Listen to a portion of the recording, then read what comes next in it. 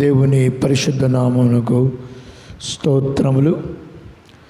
ఆయన సన్నిధిని ఆయన మనకిచ్చినందుకు మనం కృతజ్ఞులమై మరొకసారి స్తోత్రం చెప్దాం. హల్లెలూయా. ఈ దినమున ప్రార్థన అనేటువంటి అంశమును మనం ధ్యానం చేసుకుందాం. ప్రార్థన చేస్తే దేవుని యొక్క ఆశీర్వాదాలు ఎంతో గొప్పగా ఉంటాయో వాటిని మనము ఈ దినమున చూద్దాం. దైవజనుడు యెహోషువ దేవునికి ప్రార్థన చేశారు, యెహోవాకు ప్రార్థన చేశారట. చూడండి, యెహోషువ గ్రంథం 10వ అధ్యాయం 12వ వచనంలో మనం చూస్తే,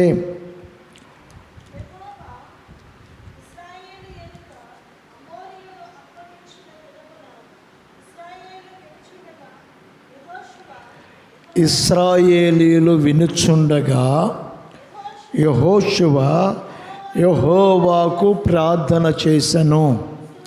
ఇశ్రాయేలీయులు వినుచుండగా యెహోషువ యెహోవాకు ప్రార్థన చేసెను.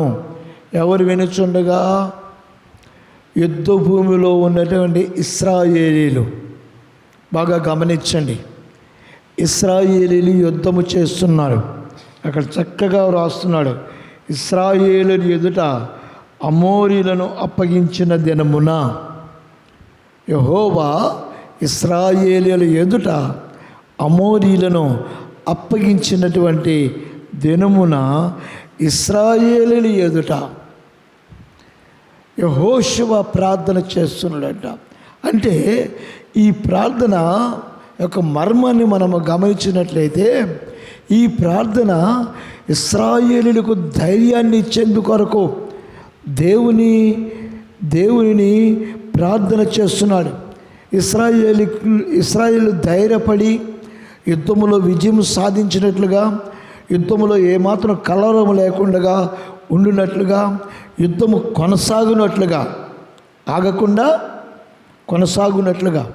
బాగా గమనించండి, చాలామందికి బలహీనతల్లో బలపరచబడాలనే ఆశ ఉంటుంది, కానీ కొంచెం ఆలస్యంగా సమాధానం వస్తే అబ్బో వారు ఎంతగా బలహీనమైపోతారో, ఎంతగా దేవునికి దూరం అయిపోతారో. ప్రియమైన వాళ్ళారా, అయితే ఇప్పుడు ఇశ్రాయేలీయులు యుద్ధము చేస్తున్నారు అమోరీయులతోటి. దేవుడే వాళ్ళని, అమోరీయులను ఇశ్రాయేలీయులకు అప్పగించారంట. ఆ పైన మనం చదివినట్లయితే 11వ వచనంలో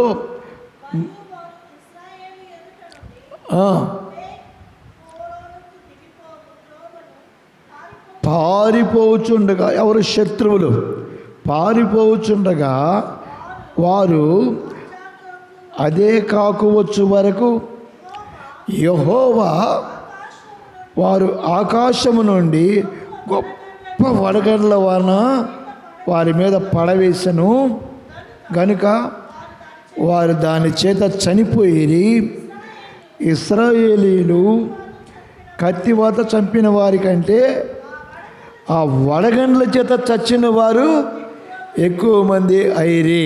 దేవునికి స్తోత్రం. అంటే ఇక్కడ ఎంత గొప్ప ధైర్యాన్ని దేవుడు తన ప్రజలకి ఇస్తున్నాడో ఒక్కసారి మనము గమనించుదాం.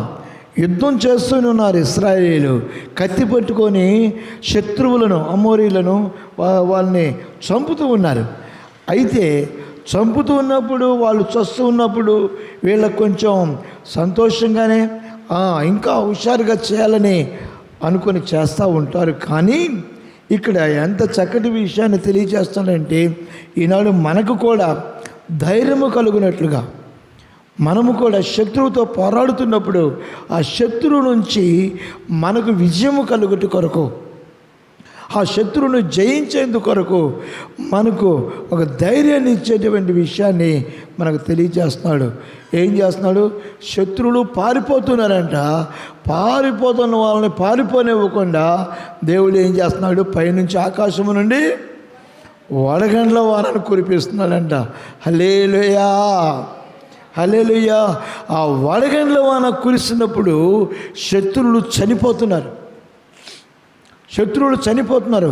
ఎలా చనిపోతున్నారు శత్రువులు అని మనము గమనించినట్లయితే, ఇశ్రాయేలు కత్తి చేత చంపిన వారి కంటే, ఇశ్రాయేలీలు కత్తి చేత చంపిన వారి కంటే ఈ వడగండ్ల వాన వలన చనిపోయిన వాళ్ళు ఎక్కువ ఉన్నారట.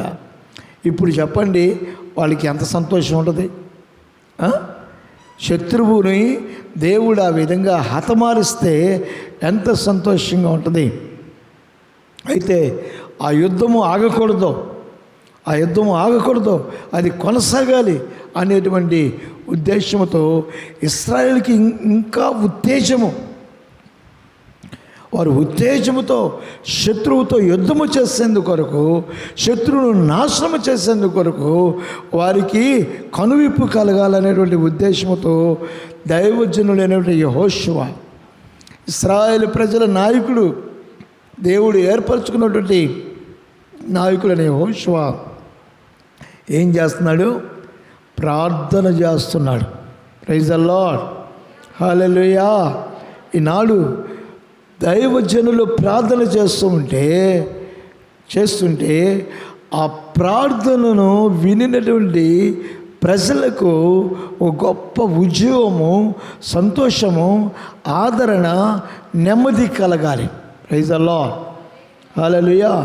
మేము దేవుని సేవకులముగా మందిరములో మోకరించి ప్రార్థన చేస్తుంటే విశ్వాసులైన మీకు ఏం కలగాలంటే, అయ్యో దైవ సేవకులు ప్రార్థన చేస్తున్నారు, మన కొరకే ప్రార్థన చేస్తున్నారు.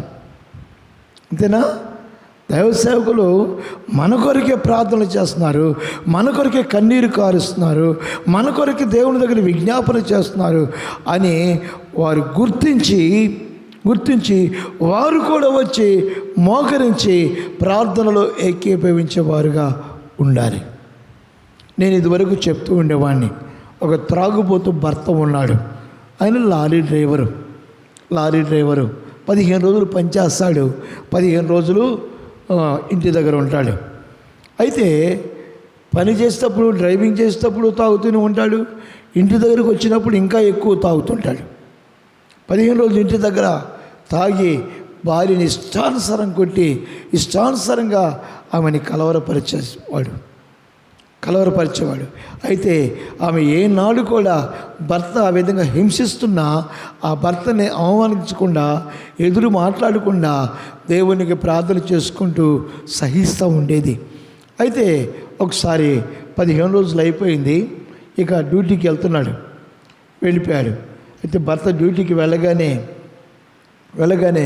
ఈమె ఏం చేసిందంటే, ఎంతో ఫ్రెష్గా స్నానం చేసి ఉతికిన బట్టలు కట్టుకొని మరి గదిలో బైబిల్ ముందు పెట్టుకొని మోకరించి కన్నీళ్ళతో ప్రార్థన చేస్తూ ఉంది. ప్రభువా, నా భర్త త్రాగుతాడయ్యా, మత్తు పదార్థాలతో జీవిస్తాడయ్యా, అసలుకే డ్రైవింగ్ చేస్తాడు, మరి ఎక్కడ ఏ చెట్టుకు గుద్దేస్తాడో, లేకపోతే ఏ పిల్లల మీద వాహనాన్ని ఎక్కించేస్తాడో, అయ్యా నా భర్తని నీవే కాపాడయ్యా, ఆయనకి మెలకువను దయచేయండి, మంచి డ్రైవింగ్ దయచేయండి, ఆరోగ్యం దయచేయండి, శక్తినివ్వండి, కాళ్ళలో శక్తినివ్వండి, చేతుల్లో శక్తినివ్వండి, కనుచూపు కరెక్ట్గా ఉండేలా చేయండి కన్నీళ్ళతో తన భర్త కొరకు ప్రార్థన చేస్తుంది. పోయాళ్లే, ఇక 15 రోజులు నాకు రెస్ట్, హాయిగా ఉండొచ్చు అని ఆమె అలా అనుకోలా. కొంతమందికి అలాంటి భర్తలు ఉన్నారనుకో, వాళ్ళు పోయాడు, నష్టపోయాడు. 15 రోజులు హాయిగా తిని నిద్రపోవచ్చు అనుకుంటారు. కానీ ఈమె ఆ విధంగా ప్రార్థన చేస్తూ ఉన్నది. కన్నీళ్ళతో ఎక్కి ఏడుస్తూ ప్రార్థన చేస్తూ ఉండగా జరిగింది ఏమిటంటే, వెనకాల మరొకరెవరో ఆమెతో కలిసి స్తోత్రం అంటూ ప్రార్థన చేస్తూ ఉన్నట్లుగా ఆమెకి వినిపించింది. అయితే ఆమెకి ఎందుకు తట్టుకోలేక వెనక్కి తిరిగి చూస్తే వెనకాల ఆమె భర్త మోకరించి కన్నీళ్ళతో ప్రార్థన చేస్తున్నాడు. ఆశ్చర్యం వేస్తుంది. ఎలా జరిగింది ఇది? ఎలా ఇది సంభవం? ఎట్లా సంభవం ఇది అని అనుకుంటూ ఉన్నది. ప్రియమైన వాళ్ళరా, అందుకనే బైబిల్లో చెప్తాడు ఏమని, అటువలే స్త్రీలారా మీ స్వపురుషులకు లోబడి ఉండండి, వాక్యము లేకుండానే మీ పవిత్రమైన ప్రవర్తన ద్వారా వారిని రాబట్టవచ్చు. మీ పవిత్రమైన ప్రార్థన, మీ పవిత్రమైన ప్రవర్తన ద్వారా వారిని మీరు రాబట్టవచ్చు అని మరి వాక్యం చెప్తుంది. ఈనాడు అనేక కుటుంబాల్లో అనేక మంది త్రాగుబోతు భర్తలు ఉన్నారు. దేవుడు అంటే ఇష్టపడని వాళ్ళు ఉన్నారు. దేవుని సన్నిధికి రాని వాళ్ళు ఉన్నారు. ఏ ఒక్క భర్తలైనా, ఏ ఒక్క స్త్రీ అయినా దేవుని మందిరానికి తీసుకుని రాగలిగేటువంటి వ్యక్తి ఉన్నారంటే కనబడటం లేదు. కనబడట్లా. వాళ్ళు మాత్రం హాయిగా వస్తున్నారు, పోతున్నారు. మిమ్మల్ని ఏదో అంటున్నాను మీరు అనుకోమాకండి. నేను జనరల్గా అందరి గురించి చెప్తున్నాను. కొంతమందికి ఏదో నా గురించి చెప్పాడు వాక్యం అనుకొని నాకు దూరం అయిపోతున్న వాళ్ళు చాలామంది ఉన్నారు. నో, అలాగేం కాదు, వాస్తవాలు చెప్తున్నాను. ఈమె ఈ మోకరించి ప్రార్థన చేస్తున్న ఆమె భర్త ప్రార్థన చేస్తూ ఉండగా, కన్నీరు కారుస్తూ ఉండగా, మోకరించి ఉండగా చూసి ఆశ్చర్యపోయింది. ఆ తర్వాత ప్రార్థన ముగించుకున్న తర్వాత, ఏంటండి మీరెప్పుడు మారు మనసు పొందారు? మీరెప్పుడు దేవుని నమ్ముకున్నారు? ఏంటి డ్యూటీకి వెళ్ళిన వాళ్ళు మరి వెళ్ళకుండా వచ్చేస్తారేమిటి? ఏమైందని భర్తను అడిగితే ఆమె చెప్పిన మాట, అమ్మా నేను వెళ్ళేసరికి నేను ఆలస్యంగా వెళ్ళాను.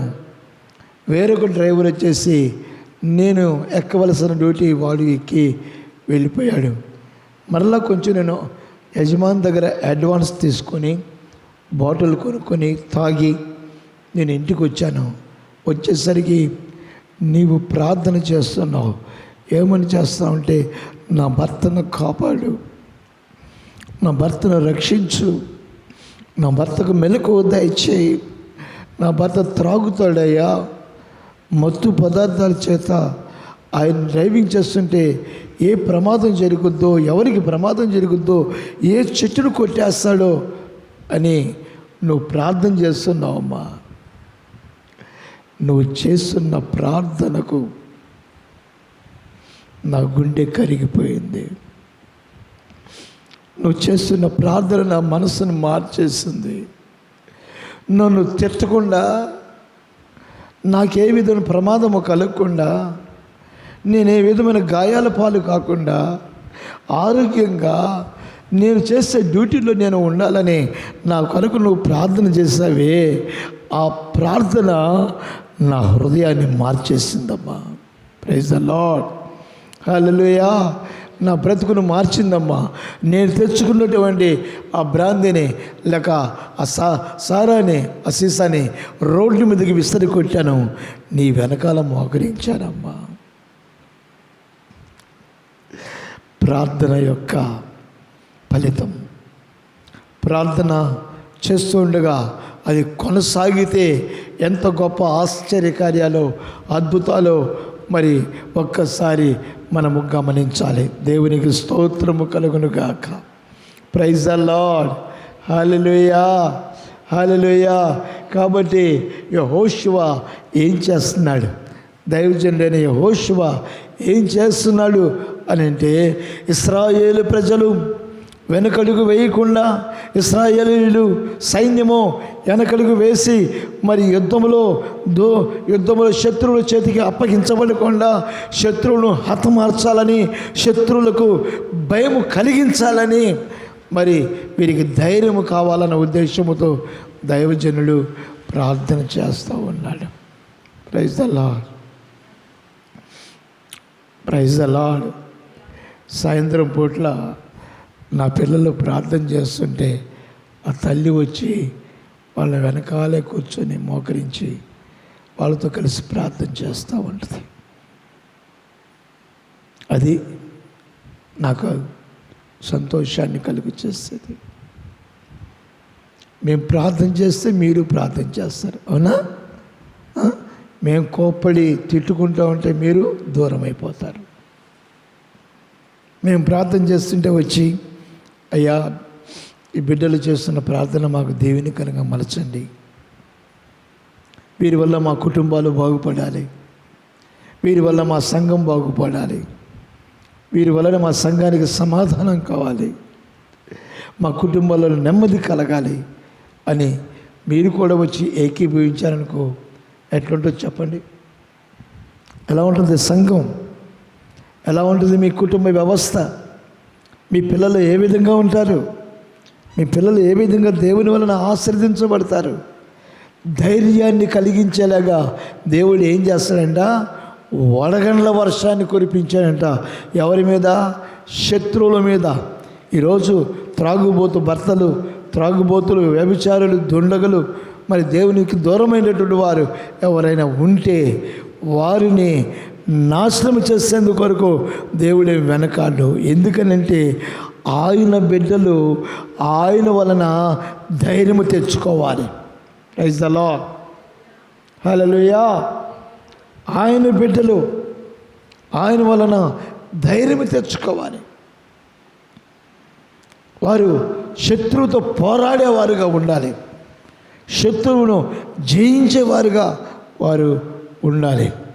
నేను ఈ వాక్యాన్ని చదువుతున్నప్పుడు, ప్రభువా నేను ఎట్లాగ వివరించాలి బిడ్డలకు, ఎట్లాగ నేను చెప్పాలి నాయనా అని ప్రభును అడుగుతూ ప్రభు దగ్గర మొరపెడుతూ ఉంటే ఈ సంగతులు దేవుడు ప్రార్థన యొక్క ఫలితాలు ఎలాగుంటాయో ఇక్కడ నాకు తెలియచేసి ఉన్నాడు. ఇక్కడ జరిగింది ఏమిటో చూడండి. యెహోషువ ఇశ్రాయేలు ఎదుట యెహోవాకు ప్రార్థన చేశాడంట. ప్రార్థన చేసి వాళ్ళు గ్రహించేలాగా ఏమంటున్నాడు? ఏ సూర్యుడా నువ్వు గిబియోనులో నిలువ, చంద్రుడా నువ్వు అయ్యాలోను లోయలో నిలువ. చూడండి దైవజనుడు ఏమన్నాడు? గద్దిస్తున్నాడు. ఎవరిని గద్దిస్తున్నాడు? సూర్య చంద్రులను, దేవుడు సృష్టించినటువంటి సూర్య చంద్రులను హెచ్చరిస్తున్నాడు. ఇదిగో యుద్ధము జరుగుతుంది, శత్రువులతో మేము పోరాడుచున్నాము, శత్రువుల మీద మేము విజయము సాధించాలి, మా ప్రజలు విజయము సాధించాలి, కాబట్టి నువ్వు అక్కడ ఆగిపో. చంద్రుడా నువ్వు కూడా అయ్యాలోనులో లోయలో నువ్వు ఆగిపో అని ప్రార్థన చేసిన తర్వాత చెప్తున్నాడండి, హెచ్చరిస్తున్నాడు. అందుకనే అపవాదిని గద్దించండి, వాడు ఏమైపోతాడు?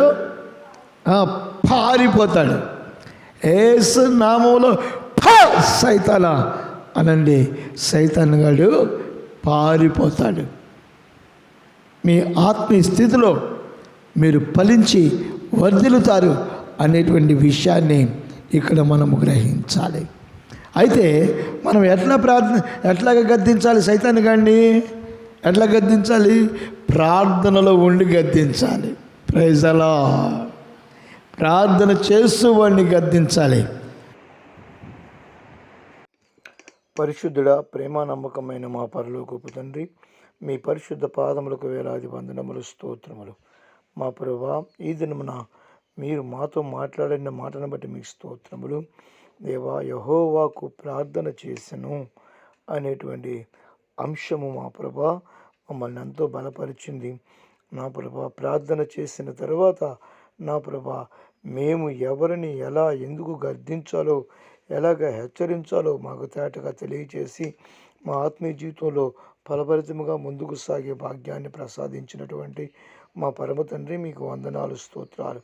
మీకే మహిమ ఘనత ప్రభావం తెచ్చుకొనమని మా ప్రభువును మా ప్రియ రక్షకుడునైన యేసుక్రీస్తు పరిశుద్ధమైన నామమున అడిగి వినయంతో వేడుకొనుచున్నాము తండ్రి. ఆమెన్. మన ప్రభు అయిన యేసుక్రీస్తు వారి కృపయు, తండ్రి అయిన దేవుని ప్రేమయు, పరిశుద్ధాత్మ అన్యోన్య సహవాసం మనకును సకల పరిశుద్ధులకు సదాకాలము తోడై ఉండునుగాక. ఆమెన్. ఆమెన్.